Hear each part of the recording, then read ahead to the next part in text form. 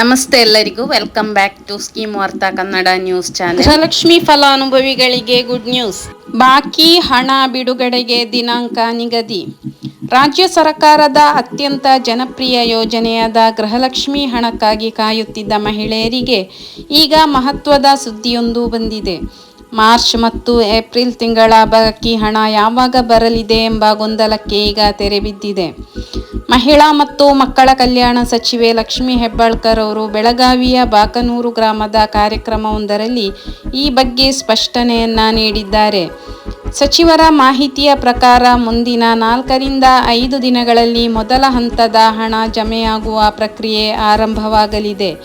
ಇನ್ನು 8ರಿಂದ 10 ದಿನಗಳ ಒಳಗಾಗಿ ರಾಜ್ಯದ ಎಲ್ಲ ಅರ್ಹ ಫಲಾನುಭವಿಗಳ ಖಾತೆಗೆ ಸಂಪೂರ್ಣ ಹಣ ತಲುಪಲಿದೆ. ಅದಕ್ಕಿಂತ ಮೊದಲು ಯಾರೆಲ್ಲ ಈ ಚಾನೆಲ್ ಫಸ್ಟ್ ಟೈಮ್ ವೀಕ್ಷಿಸ್ತಾ ಇದ್ದೀರೋ ದಯವಿಟ್ಟು ಸಬ್ಸ್ಕ್ರೈಬ್ ಮಾಡಿ. ಅದೇ ರೀತಿ ನಿಮ್ಮ ಸ್ನೇಹಿತರಿಗೂ ಶೇರ್ ಮಾಡಿ, ಒಂದು ಲೈಕ್ ಕೊಡುವ ಮೂಲಕ ಸಪೋರ್ಟ್ ಮಾಡಿ. ಕಾರ್ಯಕ್ರಮವೊಂದರಲ್ಲಿ ಸಚಿವೆ ಲಕ್ಷ್ಮೀ ಹೆಬ್ಬಾಳ್ಕರ್ ಮೇಡಮ್ ಅವರು ಹೇಳಿರುವ ಪ್ರಕಾರ ಹಣ ಯಾವಾಗ ಜಮೆಯಾಗಲಿದೆ ಎಂಬುದಕ್ಕೆ 4ರಿಂದ 5 ದಿನಗಳಲ್ಲಿ ಮೊದಲ ಹಂತದ ಹಣ ಜಮೆಯಾಗುವ ಪ್ರಕ್ರಿಯೆ ಆರಂಭವಾಗಲಿದೆ ಹಾಗೂ 8ರಿಂದ 10 ದಿನಗಳ ಒಳಗಾಗಿ ರಾಜ್ಯದ ಎಲ್ಲ ಅರ್ಹ ಫಲಾನುಭವಿಗಳ ಖಾತೆಗೆ ಕೂಡ ಎಲ್ಲ ಹಣ ಅಂದರೆ 4,000 ಹಣ ಕೂಡ ತಲುಪಲಿದೆ. ಅಂದರೆ ಇದರಿಂದ ಯಾರಿಗೆಲ್ಲ ಲಾಭ ಅಂತ ಹೇಳಿದ್ರೆ, ಕಳೆದ 2 ತಿಂಗಳಿಂದ ಹಣ ಬಾರದೆ ಕಾಯುತ್ತಿದ್ದ ಲಕ್ಷಾಂತರ ಗೃಹಿಣಿಯರಿಗೆ ಈ ಘೋಷಣೆಯಿಂದ ದೊಡ್ಡ ರಿಲೀಫ್ ಸಿಕ್ಕಿದಂತಾಗಿದೆ.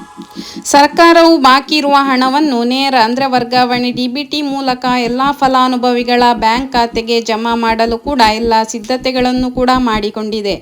ನಿಮ್ಮ ಖಾತೆಗೆ ಹಣ ಬಂದಿದೆಯೇ ಇಲ್ಲವೇ ಎಂಬುದನ್ನು ಪರಿಶೀಲಿಸಲು ನೀವು ಕೂಡ ನಿಮ್ಮ ಸ್ಟೇಟಸ್ ಅನ್ನ ಚೆಕ್ ಮಾಡಿ.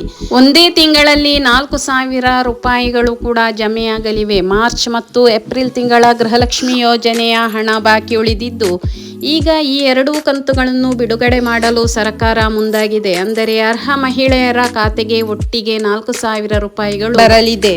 ಇನ್ನು ಸಚಿವರ ಭರವಸೆ ಮತ್ತು ಗಡುವು ಕೂಡ ಕೊಟ್ಟಿದ್ದಾರೆ. ಬೆಳಗಾವಿಯ ಗ್ರಾಮದ ಮಹಾಲಕ್ಷ್ಮಿ ಜಾತ್ರೆಯಲ್ಲಿ ಭಾಗವಹಿಸಿದ್ದ ಸಚಿವೆ ಲಕ್ಷ್ಮೀ ಹೆಬ್ಬಾಳ್ಕರ್ ಅವರು ಈ ಬಗ್ಗೆ ಸ್ಪಷ್ಟನೆಯನ್ನು ಕೂಡ ನೀಡಿದ್ದಾರೆ. ಮುಂದಿನ 4 ದಿನಗಳಲ್ಲಿ ಮಾರ್ಚ್ ತಿಂಗಳ ಹಣ ಹಾಗೂ 10 ದಿನಗಳ ಒಳಗಾಗಿ ಏಪ್ರಿಲ್ ತಿಂಗಳ ಹಣವನ್ನು ಗೃಹಲಕ್ಷ್ಮಿಯರ ಖಾತೆಗೆ ನೇರವಾಗಿ ಜಮೆ ಮಾಡಲಾಗುವುದು ಎಂದು ಕೂಡ ಅವರು ಘೋಷಿಸಿದ್ದಾರೆ. ಹಣ ಪಾವತಿ ವಿಳಂಬವಾಗುತ್ತಿರುವ ಬಗ್ಗೆ ಸಾರ್ವಜನಿಕರಲ್ಲಿ ತೀವ್ರ ಆಕ್ರೋಶ ವ್ಯಕ್ತವಾಗಿತ್ತು.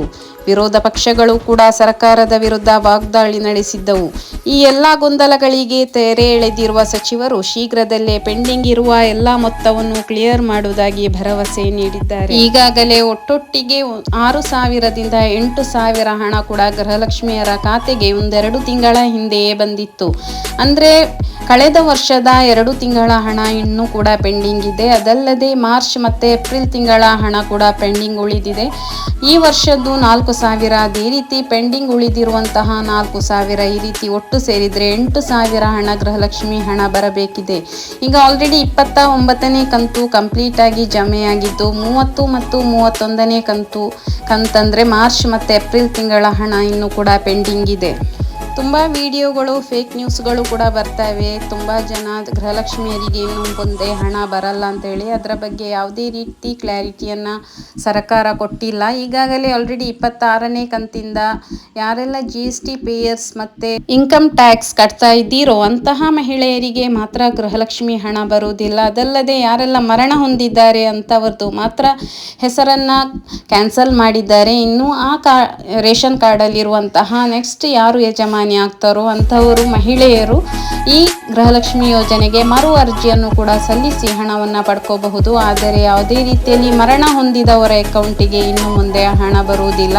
ಅದಕ್ಕಾಗಿ ಸಾಫ್ಟ್ವೇರನ್ನು ಕೂಡ ರೆಡಿ ಮಾಡಿ ಅದರಲ್ಲಿ ಯಾರೆಲ್ಲ ಮರಣ ಹೊಂದಿದ್ದಾರೆ ಅಂತಹ ಹೆಸರನ್ನು ಡೈರೆಕ್ಟಾಗಿ ಕ್ಯಾನ್ಸಲ್ ಮಾಡಲಿದ್ದಾರೆ. ಇದು ಬಿಟ್ಟರೆ ಬೇರೆ ಯಾವುದೇ ಮಹಿಳೆಯರಿಗೆ ಯಾವುದೇ ಹಣ ಬರುವುದರಲ್ಲಿ ಪ್ರಾಬ್ಲಮ್ ಇಲ್ಲ. ಎಲ್ಲರ ಅಕೌಂಟಿಗೆ DBT ಮೂಲಕ ಮೊದಲೆಲ್ಲ ಯಾವ ಕಂತು ಹೇಗೆ ಬರ್ತಾ ಇತ್ತು ಅದೇ ರೀತಿ ಎಲ್ಲರ ಅಕೌಂಟಿಗೆ ಕೂಡ ಬರುತ್ತೆ. ನೀವು DBT ಕರ್ನಾಟಕದ ಮೂಲಕ ನಿಮ್ಮ ಸ್ಟೇಟಸನ್ನು ಚೆಕ್ ಮಾಡಬಹುದು ಅಥವಾ ಬ್ಯಾಂಕಲ್ಲಿ ಹೋಗಿ ಚೆಕ್ ಮಾಡಬಹುದು. ಇನ್ನು ಯಾವಾಗ ಹಣ ಬಿಡುಗಡೆ ಮಾಡುತ್ತೋ ಅವತ್ತು ಕೂಡ ನಾನು ವಿಡಿಯೋದಲ್ಲಿ ನಿಮಗೆ ತಿಳಿಸ್ಕೊಡ್ತೇನೆ. ಅದಲ್ಲದೆ ನಿಮ್ಮ ಜಿಲ್ಲೆಯನ್ನು ನೀವು ದಯವಿಟ್ಟು ಮೆನ್ಷನ್ ಮಾಡಿ. ನಿಮಗೆ ಯಾರಿಗಾದರೂ ಗೃಹಲಕ್ಷ್ಮಿ ಹಣ ಬಂದಿದ್ದರೆ ದಯವಿಟ್ಟು ನೀವು ಕಮೆಂಟ್ ಬಾಕ್ಸಲ್ಲಿ ತಿಳಿಸಿ. ನಿಮ್ಮ ಜಿಲ್ಲೆಯನ್ನು ಮೆನ್ಷನ್ ಮಾಡಿ. ಯಾಕೆಂತ ಹೇಳಿದರೆ ಇದರ ಬಗ್ಗೆ ತುಂಬ ಜನರಿಗೆ ಫೇಕ್ ನ್ಯೂಸ್ಗಳು ಮಾಧ್ಯಮದಲ್ಲಿ ಹರಿದಾಡ್ತಾ ಇರಬೇಕಾದ್ರೆ ಡೌಟ್ಸ್ಗಳೇ ಹೆಚ್ಚಾಗಿರುತ್ತೆ. ಇದರಿಂದ ನೀವು ಕಮೆಂಟ್ ಹಾಕುವುದರಿಂದ ವಿಡಿಯೋ ನೋಡುವುದಕ್ಕಿಂತ ಹೆಚ್ಚಾಗಿ ಜನರು ಕಮೆಂಟನ್ನೇ ನೋಡ್ತಾ ಇರ್ತಾರೆ, ಅಂದರೆ ಯಾವ ಜಿಲ್ಲೆಗೆ ಬಂದಿದೆ ಅಂತೇಳಿ. ಅದಕ್ಕಾಗಿ ನೀವು ದಯವಿಟ್ಟು ನಿಮ್ಮ ಜಿಲ್ಲೆಯನ್ನು ಕಮೆಂಟ್ ಮಾಡಿ, ನಿಮಗೆ ಯಾವ ಕಂತಿನ ಹಣ ಬಂದಿದೆ ಅಂತ ಕೂಡ ನೀವು ದಯವಿಟ್ಟು ನಿಮ್ಮ ಅನಿಸಿಕೆ ಮತ್ತು ಅಭಿಪ್ರಾಯಗಳನ್ನು ಕೂಡ, ಅಥವಾ ಸರ್ಕಾರದಲ್ಲಿ ಬಂದಿರುವಂತಹ ಯೋಜನೆಯ ಬಗ್ಗೆ ನಿಮ್ಮ ಅಭಿಪ್ರಾಯ ಅನಿಸಿಕೆ ಎಲ್ಲವನ್ನು ಕೂಡ ನೀವು ಕಮೆಂಟ್ ಮೂಲಕ ತಿಳಿಸಬೇಕು. ಇನ್ನು ಸಚಿವರು ಕೊಟ್ಟಿರುವ ಈ 10 ದಿನಗಳ ಗಡುವಿನೊಳಗೆ ಹಣ ನಿಮ್ಮ ಖಾತೆ ತಲುಪುತ್ತಾ ಎಂದು ಕಾದು ನೋಡಬೇಕಿದೆ. ಇನ್ನು ಹೆಚ್ಚಿನ ಮಾಹಿತಿಗಾಗಿ ಸ್ಕೀಮ್ ವಾರ್ತಾ ಕನ್ನಡ ನ್ಯೂಸ್ ಚಾನೆಲನ್ನು ಸಬ್ಸ್ಕ್ರೈಬ್ ಮಾಡಿ, ಅದೇ ರೀತಿ ಫಾಲೋ ಮಾಡಲು ಮರೆಯದಿರಿ. ನಿಮ್ಮ ಹತ್ರದ ಸ್ನೇಹಿತರಿಗೂ ಶೇರ್ ಮಾಡಿ. ಎಲ್ಲ ಸರ್ಕಾರದಿಂದ ಬರುವಂತಹ ಯೋಜನೆಯ ಬಗ್ಗೆ ಈ ವಿಡಿಯೋದಲ್ಲಿ ತಿಳಿಸಲಾಗುವುದು. ಧನ್ಯವಾದಗಳು.